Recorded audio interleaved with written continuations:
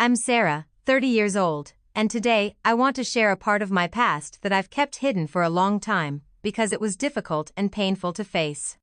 There are moments in life we never expect, yet they still happen and change everything.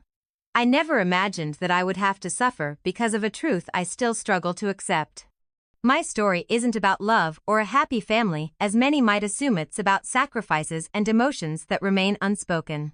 Many believe that love is the foundation of marriage, but I realized that wasn't true for my mother and stepfather.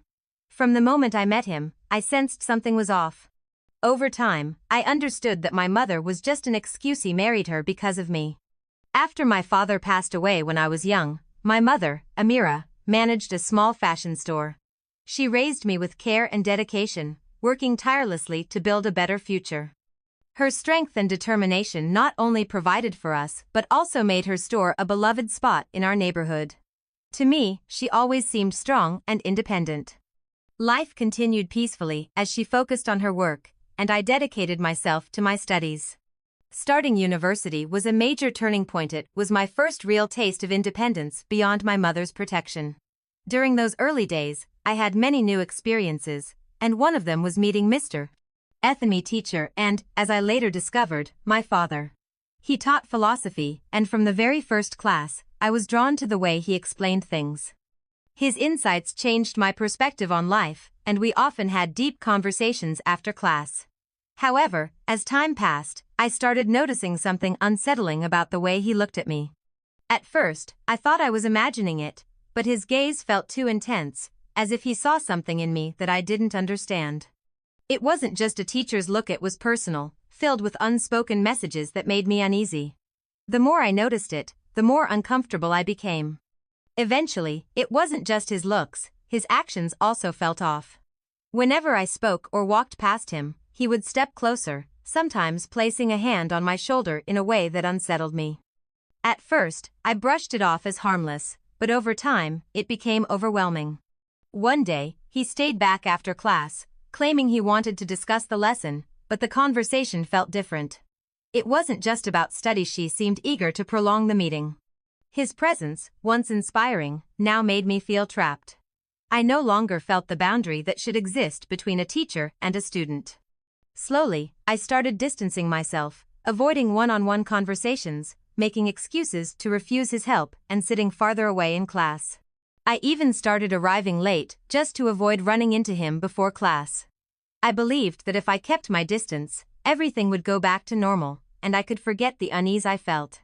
For the rest of the year, I worked hard to stay away, and for a while, things seemed to return to normal. I thought I had escaped the discomfort, but I didn't realize that the sense of security I had created was only temporary. After a year, when I returned home, I noticed something different about my mother.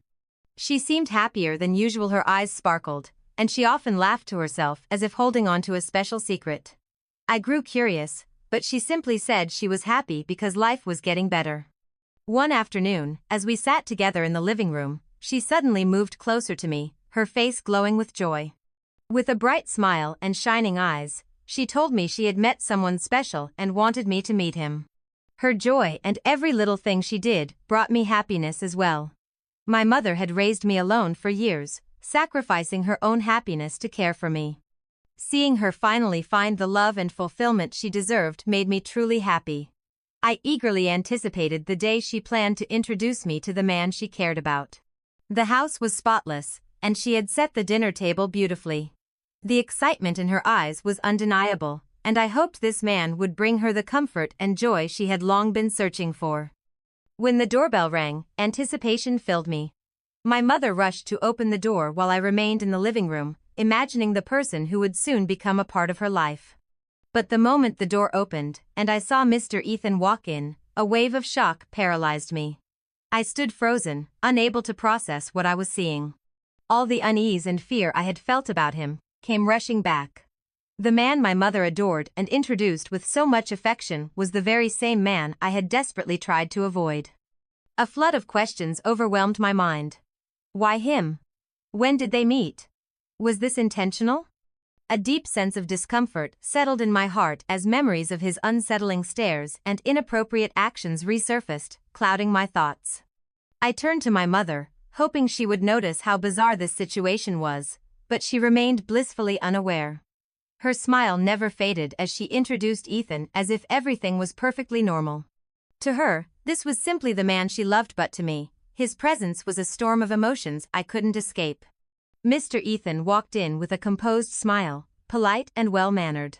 He greeted me and pretended to be surprised, acting as though he had no idea I was my mother's daughter. I forced myself to look shocked, but deep inside, I was unsettled. My mother, unaware of my turmoil, laughed excitedly, thrilled by the unexpected connection. They chatted happily about this strange coincidence while I stood there, drowning in insecurity. I couldn't shake the feeling that something was off. Who was Mr. Ethan, really? Why was he suddenly playing such a different role in my mother's life than the one I had known? Was this truly a coincidence, or had I overlooked something crucial? From that day forward, everything appeared normal. Ethan didn't display any strange behavior, and my concerns seemed unwarranted. He and my mother grew closer, their relationship unfolding naturally. My mother radiated happiness. Her laughter was more frequent, and she seemed more content than ever before. Soon, she made the decision to remarry, and Ethan officially became my stepfather. Life carried on smoothly, without any unsettling incidents. Our family routine remained peaceful, and as time passed without any signs of trouble, I started to wonder if I had been overreacting. Maybe my initial fears stemmed from stress adjusting to changes in both my mother's life and my own. Watching her happiness gradually eased my worries. As I saw her smile every day, I began to let go of my doubts. In the end, all that truly mattered was her happiness. I accepted their marriage and wished them well, hoping my mother would continue to find the joy she deserved. Over time, I stopped noticing anything odd about Ethan. The concerns that once consumed me faded, making me question whether my fears had been unfounded. I even started blaming myself for overthinking, believing I had allowed unnecessary anxiety to cloud my judgment. Seeing my mother so happy with Ethan reassured me that I had been mistaken about him. In the end, I wholeheartedly wished my mother the best and hoped her new life would be filled with love and happiness. At that moment, I was convinced that everything would continue peacefully. Ethan had shown no strange behavior for a long time, which made me feel more at ease. I stopped doubting him, believing he was simply a caring husband to my mother and a reliable part of our family. I convinced myself that my previous worries had been nothing more than my own insecurities and overactive imagination. At 22, I graduated from university and started searching for my first job. Though I struggled to find a suitable position, I decided to help my mother at her fashion store. We spent a lot of time together, and Ethan would occasionally stop by to assist with small tasks whenever he was free. Everything seemed to be going well, and I no longer felt any unease about Ethan. I truly believed he was a good husband to my mother and a positive presence in our lives. But then, on what would become the worst day of my life, everything changed in an instant. That day, I wasn't feeling well. A fever left me exhausted, so I couldn't accompany my mother to the store as I usually did. She told me to stay home and rest, and I didn't think much of it. That afternoon, the house was empty except for me and my stepfather, Ethan, who had no plans to go out. At first, I wasn't worried. After years of living under the same roof, I had come to believe he was trustworthy, a good man who genuinely loved my mother. I lay in my room, hoping to sleep off the fever and escape the discomfort for a while. But what happened next shattered every sense of security I had built. The fever had left me exhausted, but the brief sense of peace didn't last. Something I never imagined possible became my horrifying reality that day, in the very house I once considered my safest refuge. Ethan walked into my room, carrying a glass of water and some pills. His voice was gentle, reassuring as he told me they would help reduce my fever quickly. Nothing about him seemed suspicious. The heat and dizziness clouded my thoughts, and I didn't question him. Desperate to feel better and rest, I swallowed the pills immediately, unaware that this was only the beginning of something terrible. At first, everything felt normal. I lay still, waiting for the medicine to take effect, unaware of what was about to unfold. The pills didn't work immediately, and I remained fully aware of my surroundings. I hoped the fever would subside soon, but after about 20 minutes, things began to shift. Ethan returned, this time empty-handed. There was no medicine, no water, only a look in his eyes that made my stomach tighten with unease. I attempted to sit up, but to my horror, my body refused to move. A sudden wave of helplessness washed over me as I realized I was completely paralyzed. Panic surged within me, but I could do nothing. My limbs felt heavy, drained of all strength, as if I had lost control over them entirely. Fear gripped me as I struggled to process what was happening, but all I could do was lie there, wide-eyed, watching as Ethan came closer. He approached me with a calm expression, yet something in his eyes sent a chill down my spine.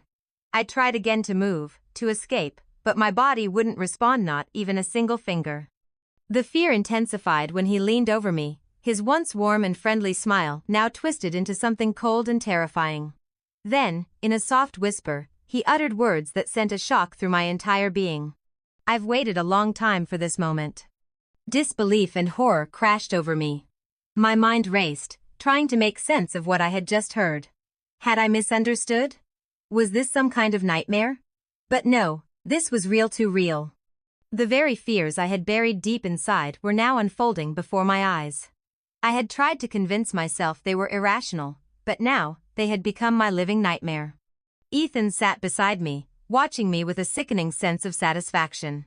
I lay there, unable to move or fight back, forced to listen as he spoke. His words, slow and deliberate, revealed a dark truth I had never even considered. He confessed that ever since I started college, he had been drawn to me, desperate to be close. He had tried to reach me, but I had always kept my distance, avoiding his attempts. When he realized he couldn't get near me directly, he found another way through my mother. Ethan had learned everything about me, digging into my personal life until he discovered my mother. He saw her as the key to entering my world and gaining my trust. From that moment on, he set his plan in motion. He pursued her, built a relationship, and over time, made her fall for him. To her, he was a loving partner. To me, he was a predator who had infiltrated my home under the guise of love and family. His confession felt like a crushing weight on my chest. Everything I had believed, my mother's happiness, their marriage, the peace I had tried so hard to accept, was nothing more than a lie, a carefully crafted manipulation. The pain and revulsion I felt were unbearable. Every moment I had ignored my instincts, every time I had convinced myself that I was overthinking, had led me straight to this moment. As he stopped speaking, Ethan moved even closer, his satisfaction evident. He watched me, pleased to see me lying helpless on the bed. My body refused to obey me, leaving me powerless against him. Gone was the kindness my mother had seen in him. His eyes now revealed nothing but selfishness and cruelty. I wanted to recoil, to push him away, but my body remained frozen. My heart pounded in terror, yet I was trapped within myself, unable to fight back. Ethan leaned down, his hands reaching for me, and a wave of nausea and disgust filled me. I could do nothing but lie there, forced to endure as he took control. Every second stretched into an eternity, and all I could do was silently beg for it to stop. But he continued, and my world shattered completely. My world shattered as he stole everything I knew. I wanted to resist, to fight back, but it was useless. Ethan continued without hesitation, and I felt like my body no longer belonged to me. Time stretched endlessly, turning each passing second into a torturous eternity. I lay there, motionless, staring at the ceiling, desperately trying to detach myself from reality, but the pain and horror remained. The helplessness, the complete loss of control, intensified my fear with every moment. Each action, each unwanted touch, stripped away pieces of me, leaving me feeling smaller, more broken. My pride crumbled as I lost control, powerless to stop what was happening. I felt like a prisoner in my own body, paralyzed by fear while he carried out his twisted intentions. Every moment dragged on, stretching into what felt like hours, and all I could do was silently beg for it to end. When it was finally over, I remained still, hollow and numb. The room, once familiar, now felt cold and suffocating. Ethan stood up, adjusting his clothes as if nothing had happened, while I lay frozen in the aftermath of my worst nightmare. I couldn't move, couldn't process the horror I had just endured. My world had collapsed, and everything I had once believed in suddenly felt meaningless. Thoughts swirled in my mind, filled with agony and fury. How could this happen? How could the man my mother loved, the man I had tried so hard to accept as family, betray me like this? The weight of fear, pain, and betrayal crushed me, making me feel completely powerless and lost. Ethan turned to look at me one last time. His eyes were empty, devoid of remorse or sympathy. Then, without a word, he walked out, leaving me alone in a sea of confusion and despair. The silence in the room was deafening, suffocating, as my thoughts spiraled into darkness. I didn't know how to move forward, how to escape the nightmare that had just become my reality. As time passed, the effects of the drugs slowly faded, and I felt a fragile sense of control returning to my body. Weak and trembling, I forced myself to sit up. Every movement sent waves of pain through me, but I knew I had to act. My hands shook as I tried to fix my clothes, desperate to erase any trace of what had just happened. My eyes landed on the phone sitting on the table. It was my only hope, my only way to seek help. My legs felt unsteady as I stood, my steps slow and hesitant. I picked up the phone, my fingers trembling as I dialed. Each press of a button felt heavier, more difficult, as if the weight of my fear was holding me back. I called 911, inhaling deeply, trying to steady my voice. When the operator answered, I forced myself to speak, to push past the panic and explain what had happened. Time blurred as I waited for help, each second dragging on like an eternity. The moment the police arrived, the silence of the house was replaced by hurried footsteps and urgent voices. Ethan was taken away. He didn't resist, didn't protest. He simply lowered his head as the officers cuffed him, as if he knew his time was up. My mother arrived soon after, her face filled with confusion as she took in the scene before her police officers, flashing lights, and me, standing there, shaking, my body still weak from the trauma. At first, she didn't understand. She searched my face for answers, for an explanation. But when I met her gaze, I felt everything inside me collapse. At that moment, I could no longer hold myself together. I couldn't hold it in any longer.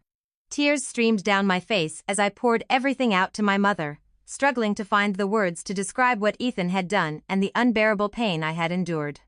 My voice trembled, but I forced myself to speak the truth. My mother stood frozen, her face filled with shock, confusion, and heartbreak.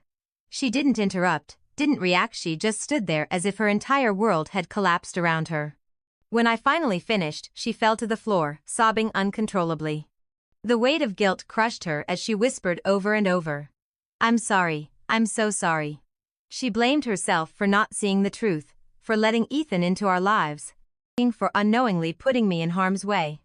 But no apology could erase the pain we were both drowning in. That day changed everything forever. My mother could never forgive herself, and I could never go back to the life I once knew. When the police took Ethan away, I felt a moment of relief, but the deep wounds he left behind didn't disappear. Justice had been served, yet the haunting memories remained. After learning the full truth, my mother was consumed by sorrow. She carried the unbearable guilt of trusting Ethan, of not realizing who he truly was. Unable to face the memories of our home, she chose to leave, closing the shop temporarily in search of peace. Meanwhile, Ethan was found guilty, and I knew I would never have to see him again. But even that couldn't mend the damage he had caused. No matter how much time passed, the pain lingered, like a scar that refused to fade. Through this nightmare, I learned a painful but powerful lesson: silence only deepens suffering. Keeping your pain bottled up, hiding your fears, only makes them grow stronger. The only way to heal is to confront the truth, no matter how much it hurts. I realized that my mother's trust both in Ethan and in me had led to unforeseen consequences. That's why it's so important to speak up, to share your fears, to trust your instincts. If I had been brave enough to say something when I first sensed something was wrong with Ethan, maybe things wouldn't have ended this way. But regrets won't change the past. Even though Ethan was punished and my mother admitted her mistake, nothing could undo what had been done. I had to learn how to live with the pain, to carry the weight of those memories, and to search for healing in the aftermath of a wound that seemed impossible to heal. My mother, too, needed to find a way to forgive herself. Healing is still a work in progress, and I don't know what the future holds. But one thing is certain: I will never be silent again. No matter how difficult the journey, I will keep moving forward. The pain will always be a part of me, but I have begun to heal. And even though the road is long and uncertain, I will not let that night define me. I will find myself again. I will reclaim the strength that was stolen from me.